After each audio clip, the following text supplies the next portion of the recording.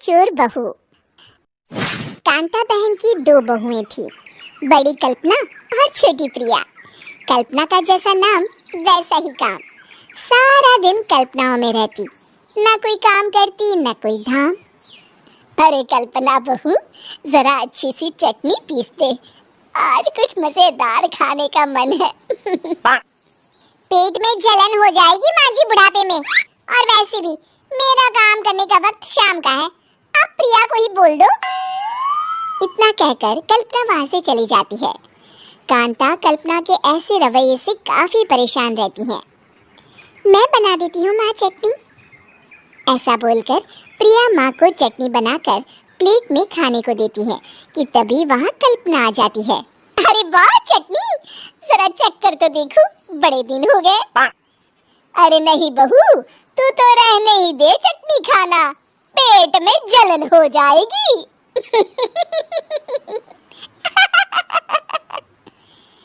इतना कहकर कांता और प्रिया दोनों हंसने लगते हैं। कल्पना सारा दिन या तो मोबाइल में यूट्यूब देखती या फिर सोती रहती। उसका कमरा भी बिखरा और गंदा रहता। एक दिन कल्पना का पति अशोक उससे कहता है, अरे कल्पना, जानवर भी उस जगह को साफ कर लेता है जहाँ वो बैठता है, तुम तो इंसान हो, कैसे इतने गंदे कमरे में रह लेती हो? देखो सारा सामान यहाँ वहाँ बिखरा पड़ा है। ज्यादा अपनी माँ का बोल ना बोलो। हाँ, कमरा तुम्हारा भी तो है, गंदा लग रहा है तो साफ कर लो। पता नहीं तुम्हारे साथ मैं कैसे जिंदगी बिताऊंगा। इतना कहकर अशोक वहाँ से चला जाता है। कल्पना बस खाना खाने कमरे से बाहर आती और फिर से कमरे में चली जाती। इससे कांता बहन काफी परेशान रहती। एक दिन प्रिया कांता से कहती है, माँ, मैं सारा दिन काम करके थक जाती हूँ, आप कल्पना दीदी से कहिए ना कि सुबह और शाम का काम बांट ले, मैं तो अब सिर्फ एक वक्त का ही काम करूँगी। हाँ। अरे तू वो भी ना करना, एक बहू तो कामचोर थी ही, दूसरी भी आ गई काम ना करने के बहाने लेकर। तभी वहाँ प्रिया का पति रमेश आ जाता है। माँ, मैं देख रहा हूँ भाभी कोई काम नहीं करती, प्रिया सारा दिन घर और रसोई का काम करती है, अब कुछ करो ना माँ। कांता मन में कुछ सोचती है और कल्पना के पास जाती है। कल्पना फोन पर मेकअप करना देख रही होती है।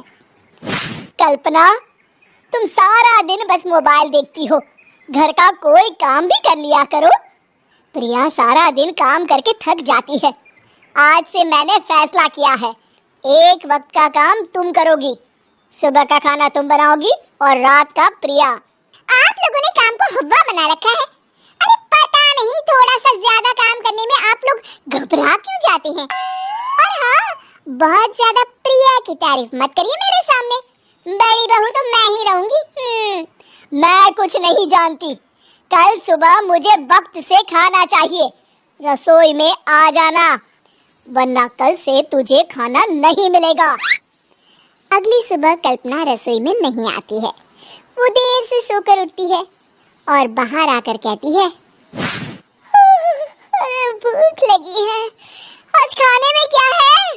इतनी देर हो गई, आज किसी ने मुझे उठाया भी नहीं, पता नहीं कहाँ है सब। कल्पना को घर में कोई नहीं दिखता। वो रसोई की तरफ जाती है जहाँ बड़ा सा ताला लगा होता है। अरे रसोई में ताला! ओह, मैं तो भूल ही गई थी। माँ ने आज से सुबह का खाना मुझे बनाने को कहा था। हे भगवान, इतने लोगों का खाना बनाना क्या आसान है? तभी घर के सारे सदस्य बाहर से वापस आते हैं। वाह माँ जी, मजा आ गया छोले भटूरे खाकर। मेरे मुंह में तो अभी भी स्वाद आ रहा है। अरे कल्पना, तेरे भरोसे रहते तो हम तो भूखे ही रह जाते। कल्पना को बहुत गुस्सा आ जाता है। अब बहुत हो गया, आज से मैं अपनी रसोई अलग कर रही हूँ, मैं अपना खाना खुद बना लिया करूँगी। कल्पना अपनी रसोई अलग कर लेती है, पर आए दिन उसका देर से उठना और काम न करने की आदत से वो भूखी ही रह जाती थी। उसी के सामने घर के लोग अच्छे अच्छे पकवान खाते और कामचोर कल्पना को जैसे तैसे ही खाना बनाकर खाना पड़ता। पर एक दिन तो हद ही हो गई। माँ, दीदी आज सुबह से कमरे से बाहर नहीं निकली, हमें जाकर देखना चाहिए। सो रही होगी, कामचोर कहीं की। पर तुम कहती हो तो चलो देख लेते हैं उसे। कल्पना कमरे में पेट पकड़कर बैठी होती है। हाय, मेरा दर्द। पेट दर्द के मारे मर रही हूँ मैं।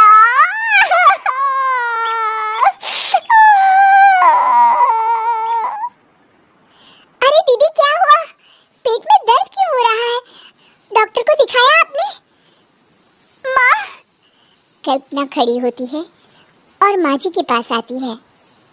मुझे माफ कर दीजिए, अब से मैं सारे काम में मदद करूंगी, कभी आलस और काम चोरी नहीं करूंगी।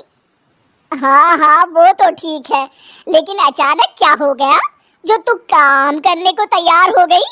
कामचोर कल्पना। माँ, लगातार बासी और उल्टा पुल्टा खाना खाने के कारण मेरे पेट में इन्फेक्शन हो गया है। काम न करना पड़े इसलिए मैं 2 दिन का खाना एक दिन ही बना लेती थी। बासी और खराब खाना खाने के कारण लेने के देने पड़ गए। पेट में दर्द हो रहा है।